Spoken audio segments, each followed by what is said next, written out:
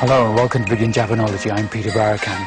Today we present another in our series of Japanophiles, and our guest today is a German Zen Buddhist priest called Noke Muho, who is the head priest of a temple which lies at the top of this rather imposing looking staircase, and the temple's known as Antaiji.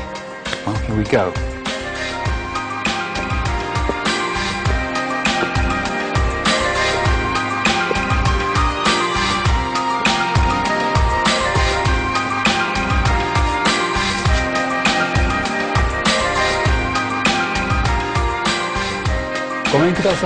Hi. Good morning. Good morning. Nice to see you. Finally, we made it. It's a pretty impressive staircase you have coming up here. You made it, obviously. Yes. Well, you almost feel like you're halfway to heaven by the time you got to the top of that thing. Antaiji, which lies deep in the mountains of Hyogo Prefecture, is a training temple of the Soto sect of Zen Buddhism. It is known for its rigorous practice of zazen, seated meditation. Noke Muho has been head priest here for 9 years. And this is where we meditate each morning and each evening. Roughly how many hours a day would you be doing that? On the average, 5 hours. 5 hours in 2 sittings? Then we have the session where we sit 15 hours. And if you calculate that, then you get 1,800 hours per year that we sit. Before they begin their zazen, they must put their hands together in a show of respect to the Buddha and the hall of worship. And then you sit down. The next step would be then the left foot on top of the right thigh. Okay, that one may just about go. Yeah, sometimes it's... People are more flexible with one side or the other. Well, if not too well. Another thing that's not traditional Japanese style in Zen monasteries, but you can also sit like this. Actually, I'll do that because that's going to be more comfortable. So that's kind of in the easy. short. Yep. Okay. That makes it kind of easy to sit. Yep. Okay. And you're breathing with the diaphragm, and the breath should get deeper and slower, although you don't force your breath to become deep and slow.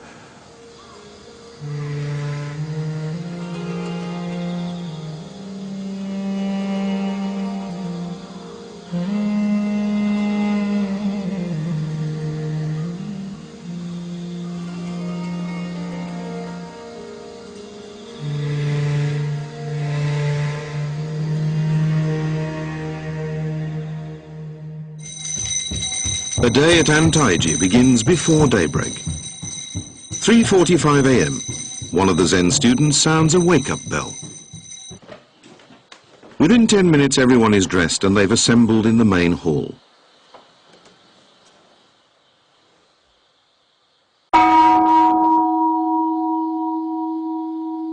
The first task of the day is zazen. Everyone sits quietly for 2 hours as dawn slowly breaks. Antaiji receives Zen students not only from Japan, but internationally as well.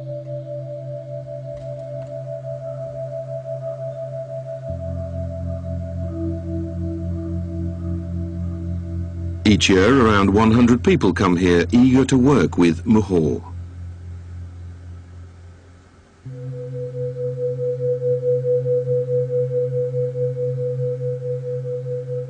Zen is a school of Buddhism practiced mainly in East Asia. It's centered on zazen, seated meditation.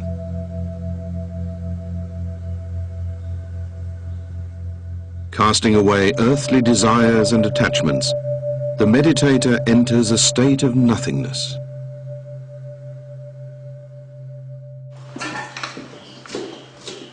During the morning meditation, breakfast is prepared in the kitchen. The students take turns at this job. Eating is essential for living, and preparing meals is an important part of Zen practice. Use everything, waste nothing. That is one of Muho's teachings. Even potato peel is fried and eaten.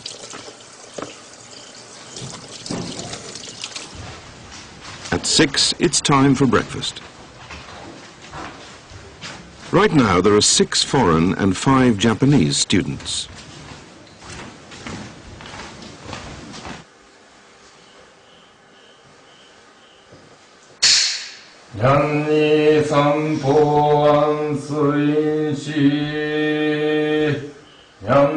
Thanks are offered for the food, and sutras are recited. Strict rules are observed during meals. To concentrate on eating, conversation is forbidden.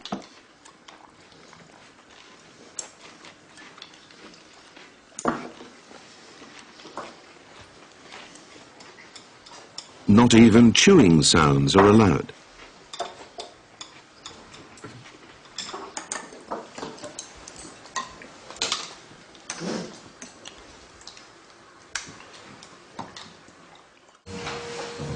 There is no moment to relax after the meal. Aside from zazen, tasks like cleaning and farming are an essential part of the training.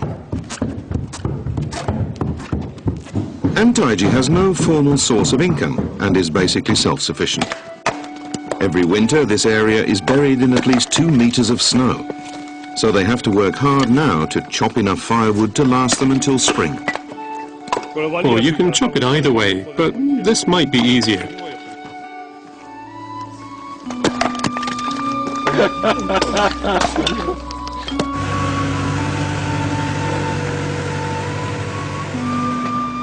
Muho is clearing the land for new rice fields so that he can take in more students. This is part of our training, of course. Everyday life is training. From sitting and meditating to working the land, everything is Zen.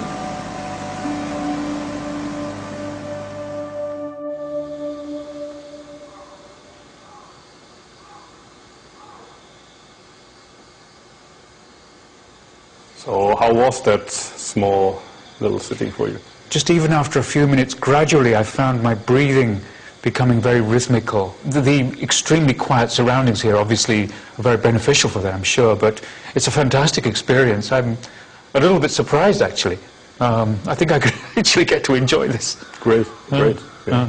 Right. The ideal is to open the awareness for all aspects, both of the physical sensations, the visual fields, what you hear, the sounds, the breathing, all of that.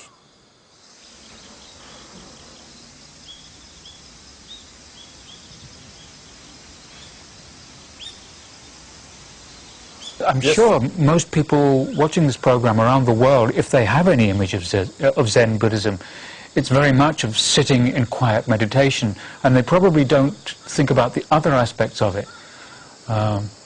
But in fact, you're saying it's just one part of your of what you do. Yeah, yeah. I would call the center, but it's not only the center that's important, but also the whole wheel that's turning around that center, turning around the axis. And in Antaiji, according to the season, the work can, well, sometimes at least feel much harder than the pain in the legs that you experience during the Zen. And in the case of this monastery, that means a lot of hard work. But what makes that practice, religious practice for us, is that we do it 100%. When you eat, you just eat. When you work, you just work. When you do zazen, you just sit. When you go to the toilet, you just go to the toilet, and that's all. And you try to do that as thoroughly as you can. Olaf Nelke lost his mother when he was 7. At the age of 16, as he was pondering the meaning of life, he learned about zazen. In 1990, at the age of 22, he enrolled at Kyoto University to study Zen in earnest. While he was in Japan, he visited Antaiji and ended up spending 6 months training there. Later, he was formally received into the monastery. With his new name, Nelke Muho, his life as a Zen monk began.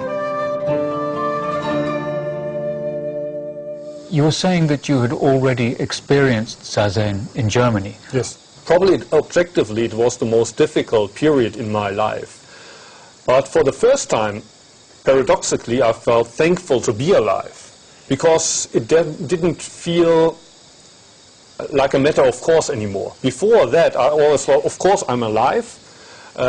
My parents gave birth to me, but what meaning is there? Why do I have to live? I asked myself already at a very young age. That has to do with the fact that my mother died when I was 7 years old. Oh, I see.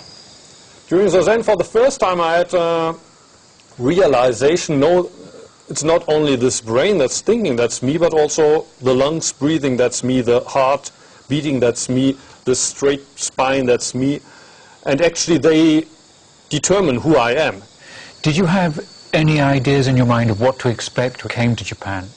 Actually, also my first experience with Japan, there was I did a homestay, but also, funnily, it was a Christian family. There's not so many Christians living in Japan, right? But that family happened to be Christian, so they were kind of looking forward to hear something from that young boy from Germany, from the country of Luther, maybe about Protestant religion or things like that, while I was looking forward to hear something about Zen Buddhism.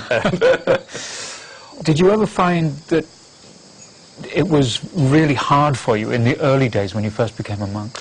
I had been a vegetarian all my life. Oh, already really? As a kid, I never liked to kind of chew on meat or fish. So I was surprised that on the night of my ordination, the monks had made a big party for me, and that made beefsteaks. When I said that I don't want to eat meat, the monks told me, well, making preferences like that, that's what we call killing. Really? And somebody donated that meat. If you refuse this donation, you're killing the good intention of the person that's donating. I see, they're using the word kill in that sense. Exactly. Huh. And what I learned, or I had to learn first at Antaiji, to become more flexible and more softer in that respect. Once you actually came to Antaiji, did things go pretty smoothly? Well, actually, I was thinking of leaving almost every day, maybe during the first 2 years, because I was prepared for lots of Zazen. I did Zazen already in Germany, so I was used to long hours of Zazen, or for an Antaiji we sit for especially long hours. But that wasn't the main problem for me. It was harder to get used to the hard physical work. And so I thought that Zazen is more important than the work. But I had the feeling that all my energy went into the work, so I didn't have anything left over for Zazen. So that's also what made me think, well, is this really what I've opted for? Was there anything that kind of took you beyond all of that and into a deeper appreciation of what you were doing? 5-day session, you ask yourself, well, what did I do here these 5 days? I was kind of in pain. So during one of these sessions, I told myself, well, either I stay here and I die on the cushion if it's necessary, or I leave completely. And in that moment where I made the decision I'm going to die, I realized it's actually very easy, because I don't have to fight. I always thought I have to fight myself through. I have to bite my teeth together and fight myself through. But in that moment where I let go and say, and even it costs my life, I'm going to die here on the cushion, I was really relaxed in that moment. Because I'd given up already in a way. But I didn't switch my posture. I gave up in the posture. And then I realized Zazen is doing Zazen for me. I don't have to do Zazen. So it's taking you out of the equation. Exactly. And that made everything easier. After 8 years of training, Muho became a full-fledged Zen Buddhist priest. In 2001, he went to the city of Osaka and began living in a park there. Muho decided to hold Zazen sessions in the park to teach busy city dwellers the way of Zen. 6 months later, his mentor, the head priest at Antaiji, died in an accident. If no one succeeded the head priest, the temple would cease to be a place of training. Muho decided to return to Antaiji and become head priest himself. after this, you leave Antaiji one time and you go Yes. to Osaka and Yes. you live a homeless life. Yes. Originally, I thought I would go back to Germany and start a Zen group in Germany. But actually, there's quite a number of Zen groups already in Germany. And in Japan, there's close to 20,000 Zen temples. But only a very small fraction of those offers the Zen for the public. So Yes. I thought I'll do it in a big city like Tokyo or Osaka. But rents are expensive in Japan, so I was thinking, where do I get the money from to pay for a place? And then when I walked through Osaka Castle Park, I realized there's lots of people living there in tents. And I thought, well, actually that's what Shakyamuni Buddha did 2,500 years ago. He left the palace to live in a park and meditate under a tree. I can learn from these so-called homeless people, and in a way, I'm following at the same time the path of the Buddha. Would you sometimes think back to when your teacher was still around and what he would have said, or maybe what he did say to you in the past? Yes, certainly, and you create Antaiji. That impressed me a lot. You create Antaiji. It's up to you what you can see here, what you can learn here. And my teacher told me, or my seniors told me, a lot of times, you don't count at all. And at first I thought, well, that's a contradiction. First they tell me I create Antaiji, how can they tell me now that I don't count at all? And it took some time for me to realize that actually these two have to go together. Should you assert yourself or deny yourself? This question is discussed constantly at Antaiji. Two people are trying to decide who will clean where. One says, we should do this, and the other person disagrees. One is saying, this is what we always do at Antaiji. The other is saying that this way is more efficient. So, if you ask me who is saying, I create Antaiji, and really practicing it, they both are. But both proposals have good points and bad points. What would you do? I have no choice but to be selfish. Be selfish? Yes, state my opinion. Do what I think is right, what I think is best for everybody. Then wouldn't you clash with the others? Yes, I would.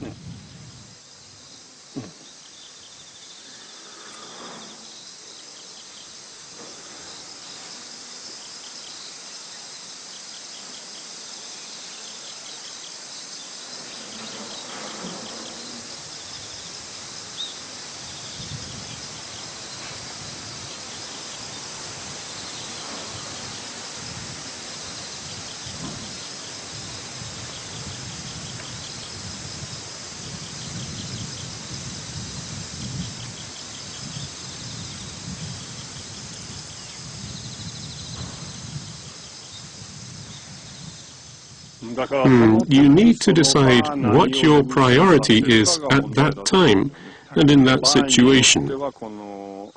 Sometimes you may be lacking the resolve to create Antaiji, and sometimes you may be lacking in the ability to forget yourself and get along with others.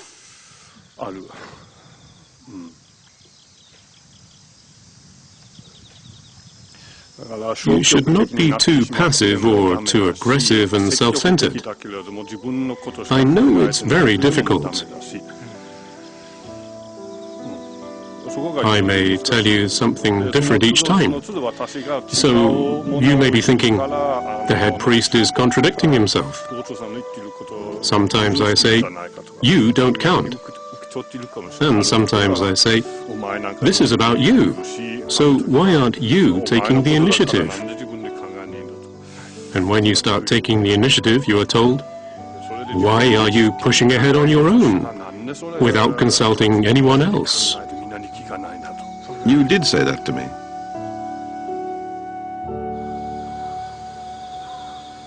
Do you find yourself now being in a position where you can feed that information to the people who come here anew in a way that's easier for them to get to grips with, without having to go through all the pain that you had? At least that's what I'm trying. For example, I used the story of one of my Dharma brothers who used to work in a sushi restaurant before he came here. And in the sushi restaurant they have also training that's supposed to prepare you for the job. But what they let you do is they let you clean the dishes and nothing else for weeks and months. And then one day they tell you, today you're responsible for the sushi. You do the sushi today. And there's no teaching done. But you can't then stand there and say, well, please first teach me. Because then they ask you, well, what have you done all these weeks? Where were you? So they... of course, they demand that you clean the dishes properly, but at the same time you use your eyes and ears and see what is going on here. First you discover what is there, but only you can do that using your 5 senses. So has it been a positive experience for you having students here at the temple? Yes, certainly. But also for me it's not an easy thing. They stay for a couple of days, a couple of weeks, but then they're gone again, and I have to continue to explain the same things over and over again. Please switch off the light after you use the toilet. Please arrange your slippers. And I find myself kind of complaining, why do I have only stupid students coming here? And then I have to remind myself that, well, who's responsible for these students coming here? And who's responsible for training them? It's me. So in a way they are my reflection. If I want these students to be more serious, if I want them to change their attitude, well, I'm the person who can show them an example. And if they don't learn, then probably the example is not the right thing. So in a way I could say the students are a mirror for me, or actually they're now, as my master has died, the students are my master. I learn from my students. Muho's family lives on the temple grounds. He married 9 years ago and is the father of 2 children aged 7 and 8.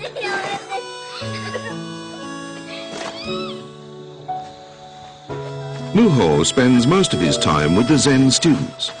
Time with the family is precious. We had a whole week off school. So, you did all your homework? Yes, I did. Okay. What's 100 times 5? Let's see. 100 times 5. 100 times 5 is 500. Muho says he learns a lot from spending time with his children.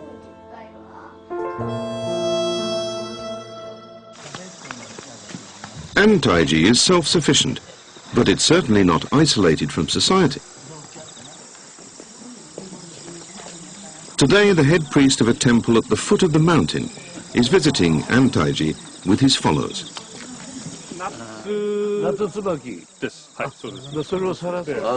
So it's all right if I come here to pray? Of course, any time. The visitors give them seed rice and lend them a threshing machine. Life at Antaiji is supported by the local community. So you are self-sufficient here? Yes, we make our rice and vegetables, but we buy things like oil, salt and sugar. The rice this year was excellent. I would say it's the best rice in years. In the 9 years since Muho became head priest, ties with the community have grown ever stronger.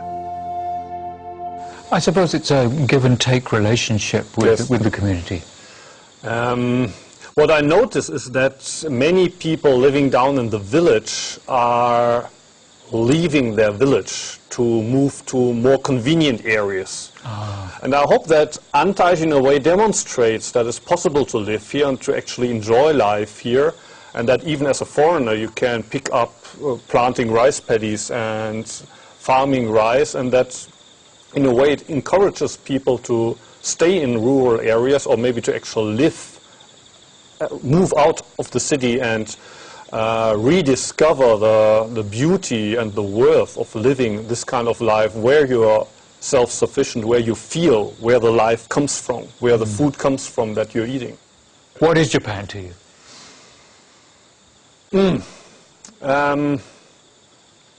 One answer I would like to give to that, there's two Chinese characters. In Japanese it's written deko and boko. One of them is a sign that has a protruding form, like a square with a protrusion. That's deko. It's like a Lego piece.